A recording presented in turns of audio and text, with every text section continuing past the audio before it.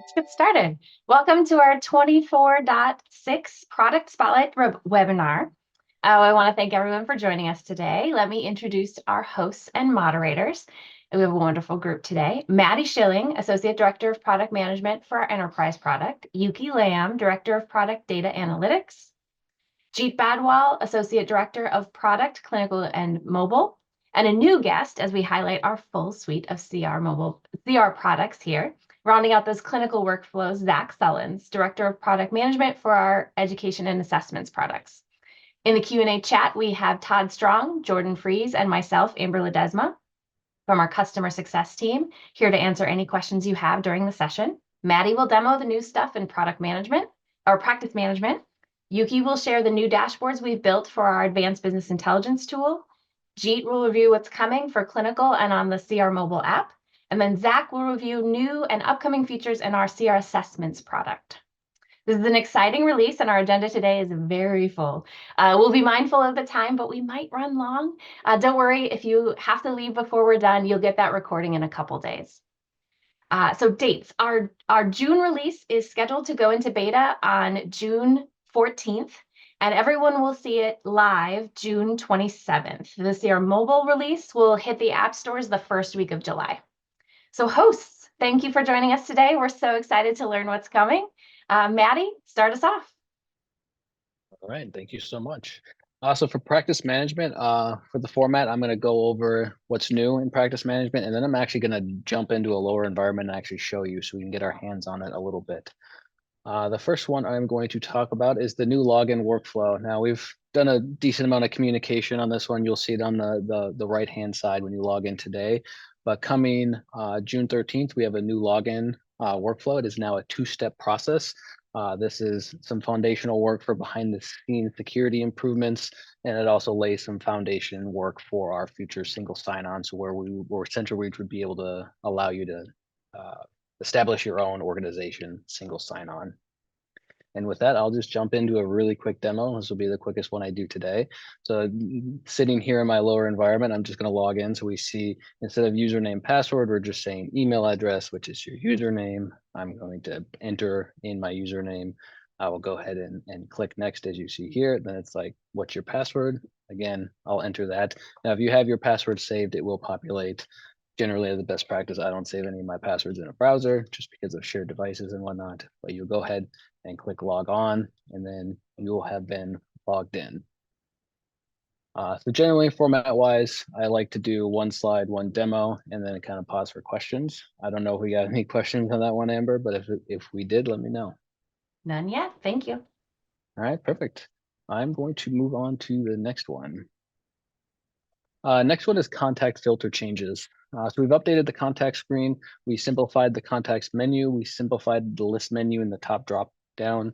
And then we also made some changes in performance. Some of our organizations noted that when they're doing some of these complicated filters that this screen lets you do, that there's a considerable time or lag between filter 1 and filter 2.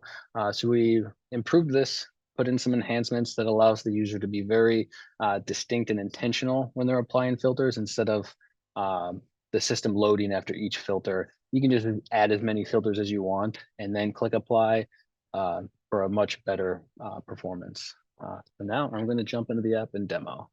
So the first change you'll notice is when you click on contacts, instead of seeing 13 different menu options, we have view contacts and add contacts. If I jumped right into add contacts, we drop you in to the contact forms. If you wanted to add contacts this way, you're just right in the context of who you want to add. Nice and simple, no real changes there. The major changes you'll see is view contacts. So when you land on the screen, the first thing you'll note is we didn't load the top 50 contacts in your organization listed alphabetically. That list rarely actually changed. Like if we're just grabbing the top 50 alphabetically list contacts in your screen, very unlikely that the person you're looking for is in that list. So our thought is, why show it? Let's let you tell us what you want to see, and then we'll go and get it. We've also made some changes to some buttons, and I'll kind of walk you through the buttons and explain how they work. So you're already configured on everybody and active. So if I were to first say, show me everybody, you can get to that list that you'd want to right away. But then similarly, you can filter just by employees, just by clients, just by generics. Active and inactive are really close to your fingertips here. And then a new feature is all. So if you wanted to say, show me all, and then show me everybody, you can get everybody on one list, and then you can export that. So no longer do you have to do multiple exports to get all that data into one file. You can say, show me everybody, show me active and inactive, and then export it. Okay. And then similarly, search works exactly the same. So if I wanted to search for Oliver Stenders here, he just pops up. Now, the major change here is on filters. So let's say I wanted to start running some filters for some audits that I have. And apologies, I have a window open. So potentially I'm looking for clients without availability set up. So I would come over here and I would say availability set up, no. And what the screen is asking me to do now is like, am I ready to look at the results of this filter, or do I have more filters I want to add? And potentially I do. Potentially I only want to check if you don't have availability set up, if you were active this month. So I'll say timesheets created this month, and I'll add that as well. And then once I hit apply, the filters apply and we go and retrieve that data for you. So nice and simple. One more thing I wanted to show here is your save filters. If you have some save filters set up, so that same one I just showed you, if I click active client, no availability, click it, loads right away, no additional button clicks, it just loads immediately. So with that, Amber, I'm going to go back here and see if we have any questions. One question, is there any change to the logic of labeling? Is it still and logic? Yep, the logic, it remains unchanged. All right, thank you. All right, perfect. Moving on to the next one. Contact form improvements. So this is another one. I'll jump into the demo and it's a lot easier to see on the demo, but we've updated custom contact forms. We've given you the ability to connect employees to existing clients. So when you're creating new employees, a lot of our organizations said, hey, we know all these clients need to be connected to everybody that's in admin. Let us set that up from the beginning on the contact form. So we made that update. We've also added the ability to pick the direction and file share on the employee and generic form. So if you have like a HR admin who needs all employees' documents, you can set that up right on the contact form level without having to go in and bulk connect and reconnect and do all those extra manual workflows. So I will jump back over into the app and we will go to utilities and tools. And I believe I set this up already in the BCBA form. So what you'll see here, and all these minimize. So it can be a little easier to start the demo off with them minimized. But I'll start at what hasn't changed, and it is the connect contacts to new employees in the schedule permission. This remains intact, so if you want to connect users and connect them automatically with schedule permissions, the only thing you'll notice here is it's a little cosmetically different, just to fit in the form. But no changes to schedule connections with permissions. The new changes are down here. So I can say connect existing clients to this new employee, and these are what I want to share. So I have a contact label for clients called ABA, and I can set the client to automatically share documents, notes, learning trees with the kin edit permission and clinical sessions, but I didn't choose authorization. So now when I create a new employee, they will be connected to these clients and these parameters will already be established on their contact record. So you won't have to go in and edit the connection and bulk connect or reconnect them for any reason. It's just set up right away. Going down, we have two sections for employees. And the reason for two is the direction in which you share the files. So think of the use case of, maybe your HR team needs documents shared to them from the employee accounts. Maybe you have a workflow where driver's licenses are being updated or licenses and whatnot. So in here, the new employee shares with the existing employees. So I have documents auto shared. So anytime that new employee is uploading a document, it is auto shared to the existing employees. Now, if you do not need to set up auto sharing between employees for any reason, this is unnecessary, and you can stick to the top here where you're just connecting people up there. So with that, I'm going to pause right there, Amber. All right, 2 questions. If we already have custom contact forms set up, do we need to go in and make changes? Great question. So the way this was built is it's completely backwards compatible. So as this release goes live, you do not need to make any changes if you like the way they're working now. If you want to establish new connections or new file sharings, you will have to go in and make those changes based on your organization's policies and workflows. Great. And then question about file ownership. Do I need to give employee-to-employee access to see the client session notes another employee makes? No. Client, try that question on me again. You did a good job with confusing me. Um, do you need to give employee-to-employee sharing access if you're trying to see client session notes? Okay, no, you do not. The client sharing is on the client record itself, and that determines which files are shared to whom. Uh, you'd only set up employee to employee file sharing if you need the files the employees create. So if you have like note and form templates that the employee is owning and you want those auto shared to employees, you would set those up, or if they're uploading files that you need access to. Thank you very much. Perfect. All right, the next one is not explicitly demoable, but we have some new public API endpoints that we're happy to release. So I'm just going to go over a quick overview. We do have a public API offering. It is available for organizations to kind of look into and see if it works for them. Right now, we have the ability through API to create employees, view employees, and activate employees. And in this next release, we are expanding our capabilities to also give you the ability to retrieve some of scheduling event details. Think of it as a list. Like, give me a list of appointments for this contact or this contact label, and it'll give you kind of the metadata of the who, what, when. And we've also provided an API to cancel those events. So if you have an external system that is helping you manage cancellations, you can work those in to send cancellations right from that system. Additionally, the ability to add and remove contact labels on a contact. So think of all the cool things you could build by automating contact labels from other systems. And then finally in this release is a summary of client payers. There'll be some more expansion on this in later releases, but the first one, this lets you say, give me a list of the payers this client has. And then in later releases, we'll actually give you the whole suite to create and manage payers. And with that, Amber, I'm going to pause. All right. If a company is interested in using APIs, what resources do they need? How do they get started with that?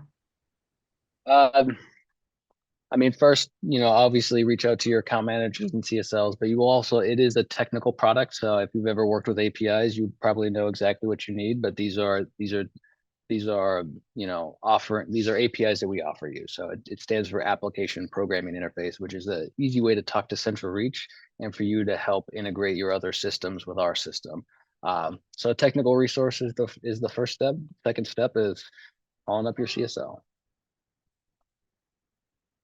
With these 2 main objectives that most of the organization would like to achieve, we have a new dashboard for you in Advanced BI. So we have created a new set of data that is going to be around the visit-based authorization. And there's 2 key indicators that we would like to be able to provide to all organizations for all visit-based authorization. One is to show you, hey, is there any authorization that you're running out of visit? And the other one is running out of time. So in this case, we're grouping them into different buckets so that depending on how long it may potentially take you to get re-auth or extension of auth, then which group you need to start working on. So we put it into like less than 0, obviously you're going negative, you need to work on it, or 0 to 5 or 6 to 10 remaining visit. And then on the time part, we are looking at like either you have 10 last day or you have 11 to 20 or like 21 to 30, and then we'll color code it. So let me switch into a live demo really quick. So that will give us a good sense on some of the things that's available. I'm in my test environment, so excuse if some of the data look a little bit strange, but I want to at least give you an idea what you'll be available to see. And so first on the right-hand side, you will see a list of filter as usual. You will be able to look at by authorization manager, which a lot of time we recommend you to put into each of the authorization, be able to keep track of kind of who is in charge, the caseload and such. And then, of course, then it go into a bunch of different payer-related filter. Right now, I'm just pre-filtering something with my test data. And then go into client-specific filtering, as well as authorization filtering. So you can say, okay, show me only all my PT authorization or OT authorization or any combination of them. And then as well as like, being able to filter by the remaining day or remaining visit. So let me hide this so that we have a full screen and you can see all the detail. First, we'll have two widgets here showing you by the remaining number of visits in each of the auth. You will see it by the authorization manager, because a lot of time they are the one that you need to get either progress notes or report from them in order to re-auth. I hide the name here just so that we blind the data. And then you will also be able to look at it by the payer. It will be particularly helpful if you know specific payer will take longer than others, then you know you need to start the process earlier for certain payer. Then, of course, we will then show you what is the authorization that is coming up in the following weeks that is expiring. And again, all our dashboard is interactive, so you can click into any one of them and be able to kind of drill down and filter automatically. And of course, we want to show you the detail. So in this case, let me, click into one just so that like we don't have so many number here to look at. So in this particular case, this client is in a weekly off, and that is from March to June, and it's about like 3 months off, and then now you have 16 days left. But it is authorized for 13 visit and 9 is work, and then there's no unconverted. And how we calculate the number of remaining visit is basically taking the authorized hours minus this one and minus this one, and then to get estimation on what is the remaining.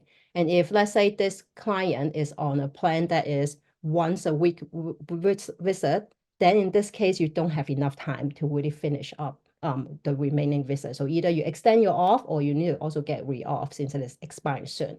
So that's why we create a second table here to be handy. You see, in this case, we basically show you for the same client, you actually already have an extended off for the following 6 months.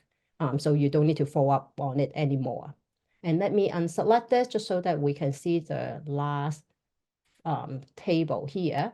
This table will be particularly interesting if you have any scheduled visit right now that is using an expired off. So either you have a new off, you haven't updated your schedule, which will recommend you to go update your schedule appointment, or you need a new off and you don't have it yet. So there's another indicator to show you like, hey, you have things that is coming up and it is expired and it's on your appointment. And if you want to have, any more additional information, just note that all our dashboard at the bottom will have link to the help article for the data as well as for the dashboard. And if for individual widget you have questions, highly recommend you to look at the iBubble. We put in a lot of great, tips and tricks for you to look at and then to help you to navigate the dashboard. Okay. Let me go back to here. Since we have 3 dashboards, I'm going to show you all 3, and then I will pause at the end and then see what question we may have. Okay, so second dashboard. Now we go into clinical. So for the clinical side, we have reorganized a lot of the target and goal information and honor the tier structure and be able to first show you the learner-specific clinical progress. What it means is V1, we're trying to show you mastery information. We want to be able to show you the ratio of meet and unmet mastery in terms of the mastery for the goal. Parent goal is really what we mean on the short-term goal.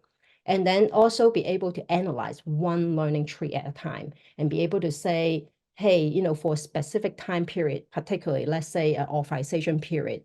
Let's say you have an authorization from January to June, and that is when you can look at like how many target or goal have you mastered within that time. which will help you to collect some of those underlying data that you need for the progress report. And then the other thing that we also want to start monitoring is the effort to mastery. So thinking that like, okay, we want to capture 3 key information. One is the number of learning opportunity that you have collected in order to get to mastery. And then second is the calendar day. So we simply take the initiation day and then to look at your mastery day, your MAT day, and then to do the differences. And then the third one is kind of a little bit of improvement from the calendar day, is to look at the unique date that you actually have a session and where you collect data for those goal or target, and be able to say how many unique days did you work on this target, and be able to give you a sense in terms of the effort to mastery. So again, let me give you a quick demo of that dashboard. I'm going to go into here, show you the other dashboard that we have. And then so here, you will see that like, again, we have a list of filters that's available from client related to the learning tree. You can pick specific one to your office location. And then there's some that is like goal related. So you can say, you know, I want to only look at parent goal that is met, or like you want to look at only certain goal that is initiated at a certain time. So let me hide this again.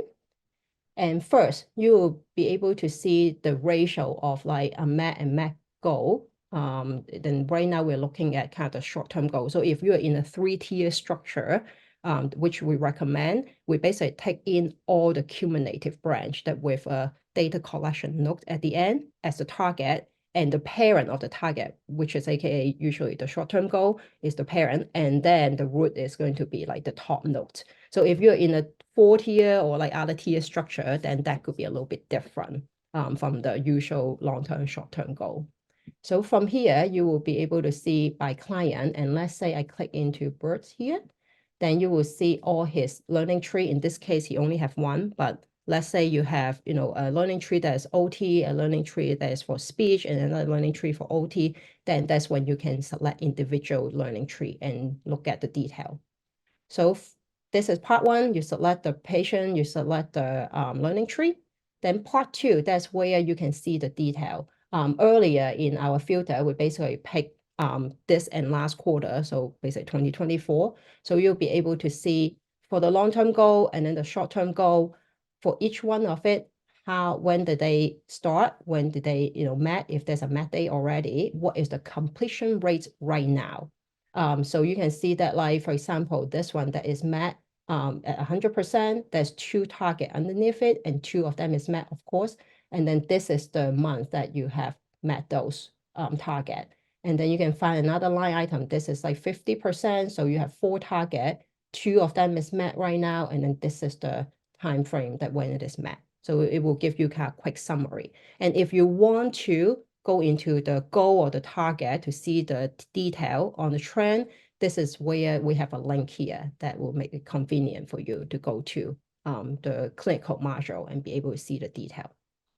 And the third part here is where we go into the effort to mastery. So this is where you can see for this one, I know the data part doesn't look very well, but then like this is where you can see like the number of learning opportunity that you have collected to mastery, and then the treatment day, as well as the calendar day that has been put on there. And then like we also put in the similar information for a MAC goal. So note that if there's a goal that some of the target is met, some of the target haven't met, we put it all in here because we don't want to break up your parent goal so that so that you can see the whole thing together.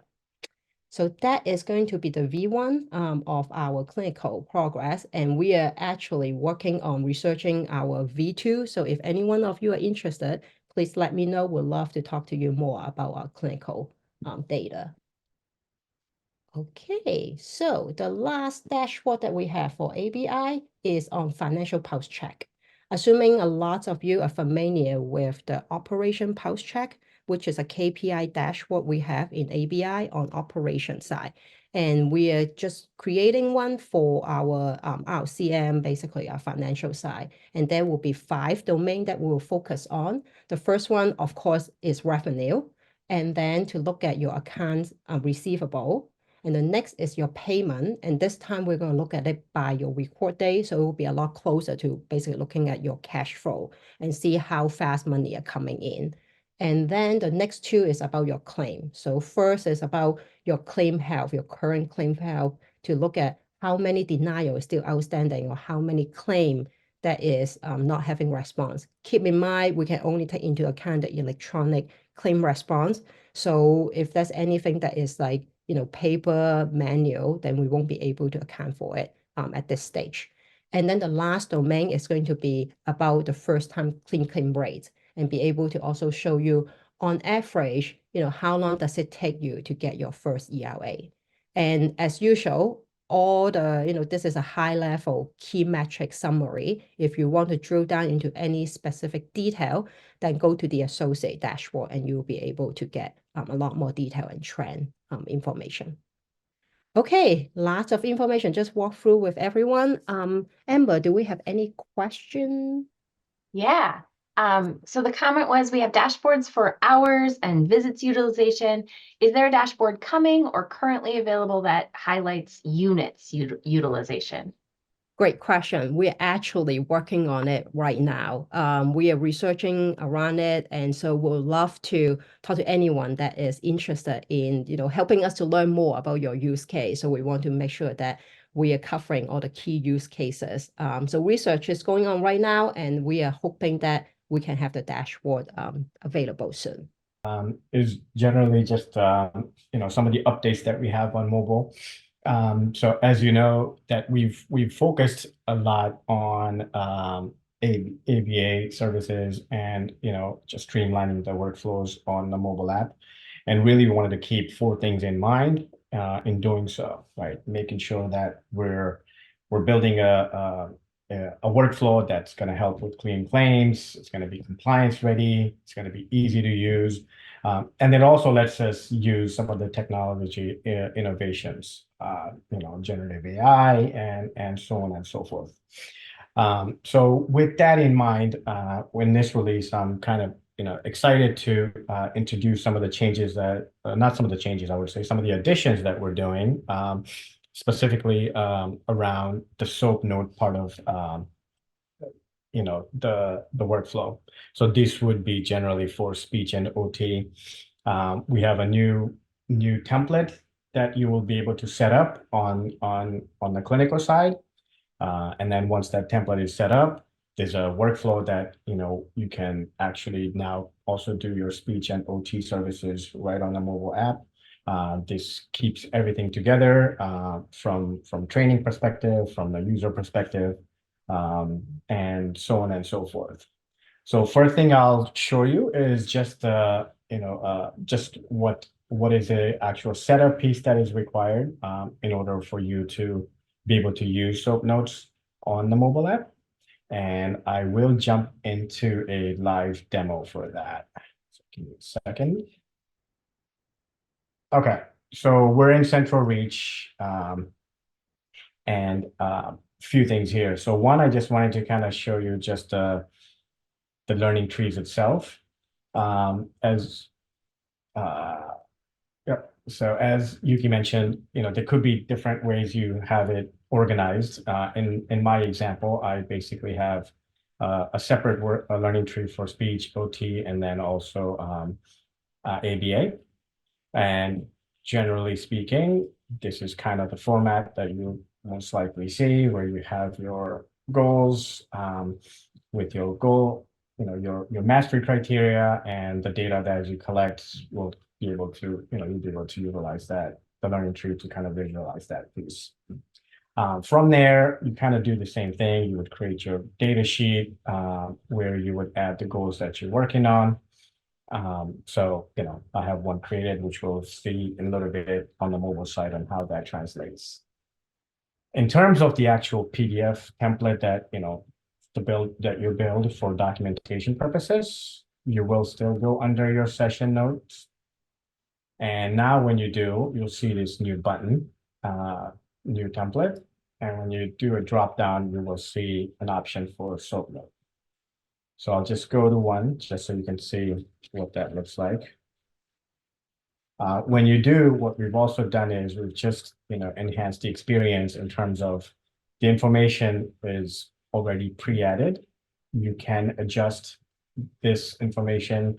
However, the things that are common used, such as learner info, provider info, appointment info, all those things will already be pre-built as part of your template. And you can obviously still go ahead and edit if you want to remove something or add something from a template setup side of things. The big difference would be this data summary section. This is where with this template setup, you'll be able to decide which are the fields that you want to display when the final PDF version comes up. This includes school name, mastery criteria, goal status, branch narrative, etc. You can also name them differently if you prefer. So this could be score, this could be notes as one example, so on and so forth. I will show you just one built one, the one that we will look at, just to give you a sense of, you can still continue to add your own custom sections, your custom questions and such. So here's one that is built for like a speech therapy session note, you could say, where you have your different options, your mood, your attention, and all these other details. Once this is set up, you will also need to just make sure that on the service code level,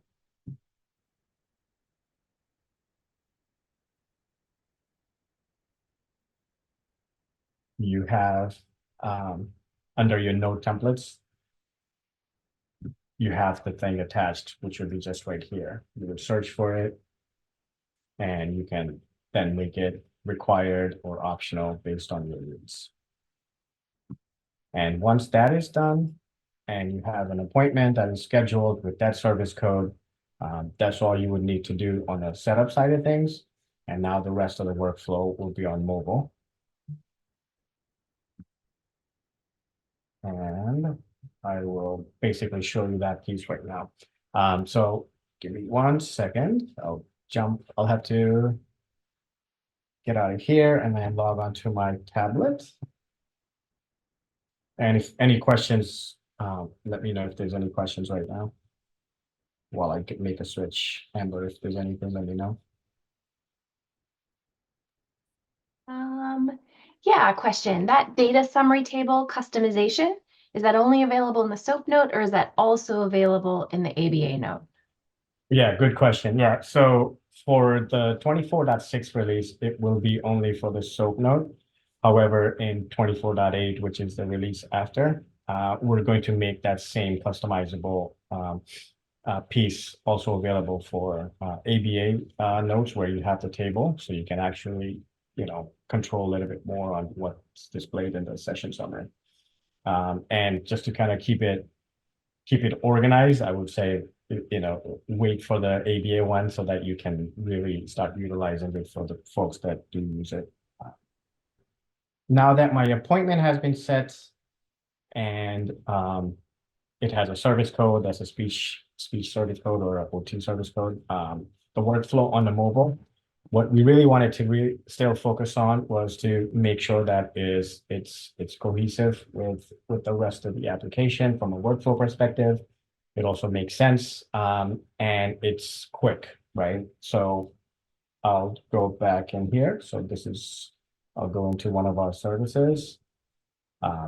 This is my home, my detail screen. I will go ahead and start the appointment, which I'll do here. I'll confirm my place of location. And you'll also notice at the top right here, I do have some timer that I can also keep an eye on. just to let me know how far I am with, from the appointment that I am scheduled for. In this case, since this is my demo account, I do see different data sheets, but generally you will be assigning that speech data sheet to the speech therapist, OT data sheet to the OT therapist, and they'll see one. So they'll go through their therapy, and as they're about to be done, they can go in here and let's just say they worked on these 3 different goals. You can go ahead and quickly put in your scores. We do also offer all the different data types, so you can still do your trials if you do need to do those. And I just did some of those. But the idea is really you quickly come in, you enter your scores, and while you're in the therapy, you can also start your documentation process. And it will auto save and everything, so you don't lose anything while you're in the therapy. And once those are done and you're ready to kind of complete your appointment, you can end your appointment, confirm these other things that you worked on, and continue. And at this moment, depending on the time, since these are very short appointments, if you do need to come back, you can just do the complete later and come back to it at a later point and finish your note. Or you can continue to do the actual, finish the actual note, and I will go into right here. And when I am here, I will basically now have the goals that I worked on, and I have my space where I can go ahead and document, the findings. I can detail about these specific goals, so on and so forth. I'm just going to put something here. Obviously, yours will be much more concise, and I can fill out the rest of the session note. And once I am done, I will save and sign my note. And now I can move on to my next appointment. Any questions so far? Not right now. Looking good. All right. So now that the note has been completed, I did want to jump back into the web and show you. So the appointment that we've completed is now ready for billing. There it is. That's the one we did. If you go under your files module, you'll see the file that we just created.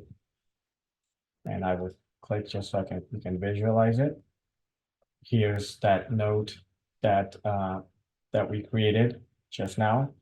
And then you have a nice little section here, just demonstrating what the goals that you worked on with all the different elements. These are the ones that I selected to display. And then, this becomes your note for your documentation purposes. In the event that you do need to edit something, that option is still available under, if you were to go ahead and edit the timesheet of the billing entry. And this would mostly be for administrative purposes. I can go ahead and edit the note where I can still change anything that I wanted to, and I'll just have to sign again to make sure that it's documented from that perspective. Yeah, so with that said, so that's coming out in the next release, and this will be again a great way for us to continue to move forward. We'll be adding additional features around this so that Carrie can also generate some of the plan and assessment piece based on all the data that you've collected and everything that you've documented, and that will be in the future. Thank you. And now I will, if there's any other questions, we can take that now, or we can move next. Sure, Jeet.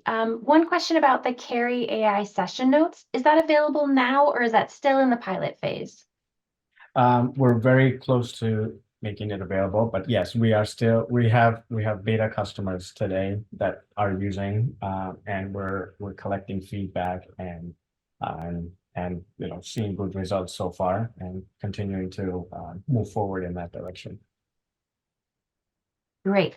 And then to repeat something you just said, the carry features are only available on mobile and only for the RBT session notes at this time, but we do plan to expand that to other avenues like multi-D providers, maybe BCBA providers, but we are focusing solely on the CR mobile product at this time, correct?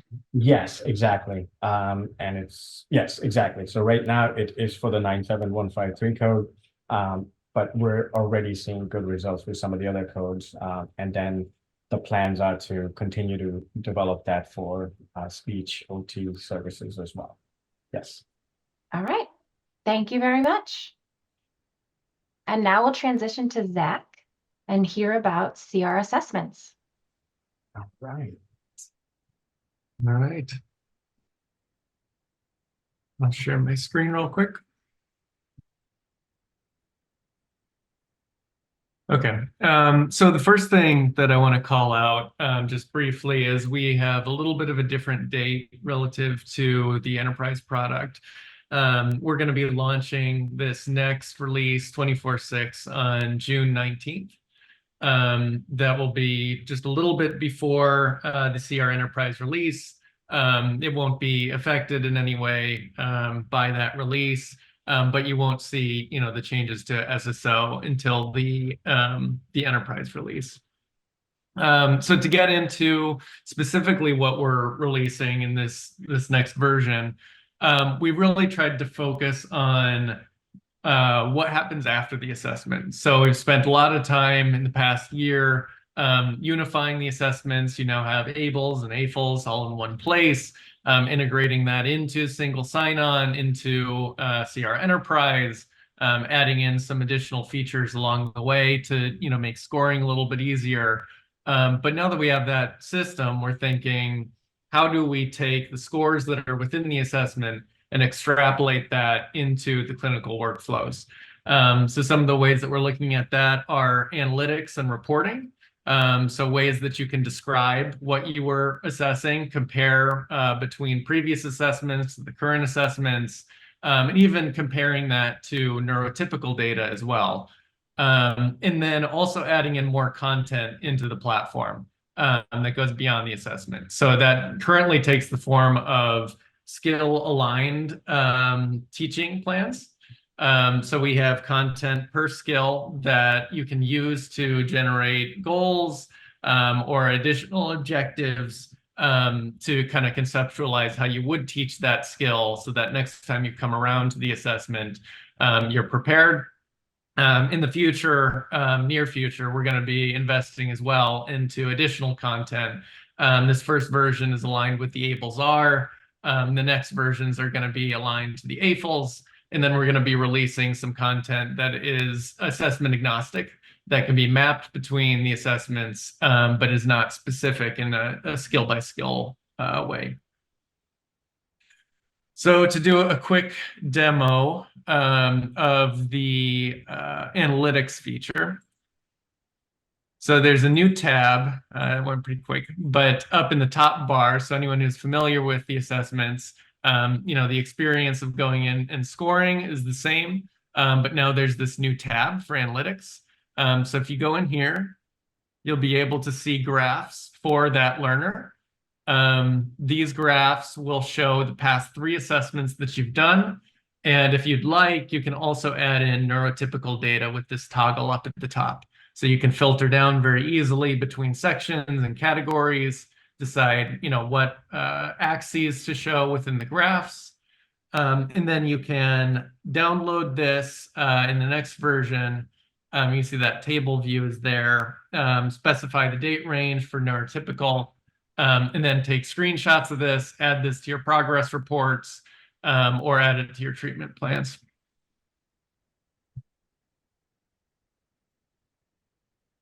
For anybody who has used WebABLLS, this is a feature that has existed within WebABLLS, and alongside with the program worksheet, which is something that I'll show next, is something that marks our feature parity with WebABLLS. So if you are using that platform, it's now very easy. We have the ability to migrate your data over, and now you'll have AFLS as well, additional content, integrations with CentralReach, and all those good things without giving up the analytics. So now for the teaching plans, these exist within the assessment as you're scoring. So you can come in here and see this is our skill by skill scoring area of the application. And you can see in this side panel here, you can see teaching plan. And if you open that up, just a moment, you'll be able to view, download, copy paste, take these skills from here, and take that into your teaching plans. This is available in the skill by skill view, but it's also available within the grid scoring feature as well.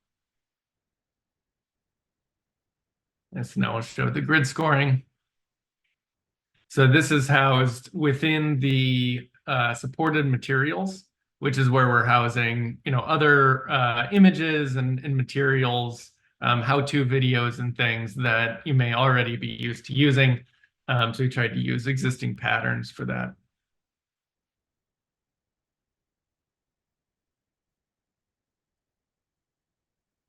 So last thing that I want to show is